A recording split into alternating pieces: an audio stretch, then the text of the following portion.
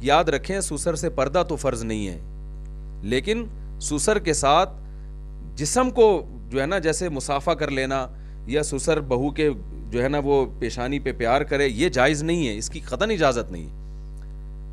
یہ رشتے ایسے نہیں ہے کہ اس سے آپ یعنی کوئی ایسا اتنا کلوز ہو جائیں ان سے.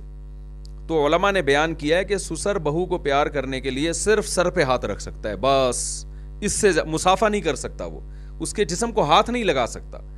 بعض علاقوں میں ہم نے دیکھا ہے وہ سسر صاحب حج کر کے آ رہے ہیں، بہو لینے کے لیے گئی ہوئی ہیں تو وہ گلے مل رہے ہیں آپس میں، یا بہو حج کر کے آ رہی ہے سسر صاحب گلے مل رہے ہیں. یہ بہت بڑی بے شرمی کی بات ہے، اسلام میں اس کی اجازت نہیں ہے.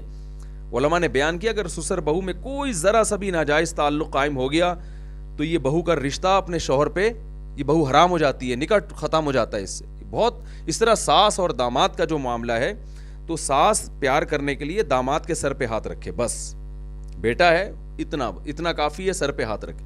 داماد سے مصافحہ نہیں کر سکتی. اسی طرح داماد حج سے آ رہا ہے یا ساس صاحبہ حج سے آ رہی ہیں، وہ داماد سے جناب گلے ملے جا رہے ہیں، یہ بالکل اجازت نہیں ہے، اس کی اتنا فری ہونے کی اجازت نہیں ہے، یہ بے حیائی ہے، اسلام نے اس کو غلط قرار دیا ہے.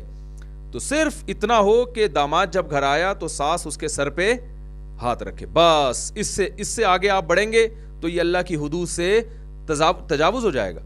تو آج گھروں میں یہ حیا ختم ہوتی چلی جا رہی ہے. تو ایک فیصلہ کریں بھائی، جنت میں جانا ہے جہنم میں جانا ہے، ایک فیصلہ کر لیں. اگر جنت میں جانا ہے تو حیا والا ماحول اللہ چاہتے ہیں، اور جہنم میں جانا ہے تو جو مرضی کرتے پھریں. غیر مسلم نے تو جہنم میں جانا ہے نا، تو ان کے ہاں تو نائٹ کلب بھی ہیں، شرابیں بھی ہیں، سب کچھ حلال ہے ان کے ہاں.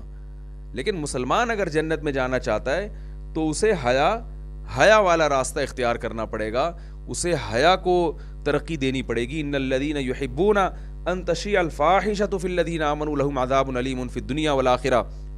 اللہ فرماتے ہیں جو لوگ بے حیائی کو فروغ دیتے ہیں مسلمان معاشرے میں، ان کے لیے دنیا اور آخرت میں دردناک عذاب ہے. دنیا میں عذاب تو سزا ہے جو حکومت دیتی ہے، آج کل وہ دے نہیں رہی، تو دنیا کی سزا سے تو بچ جاتے ہیں لیکن آخرت کی سزا سے نہیں بچ سکتے.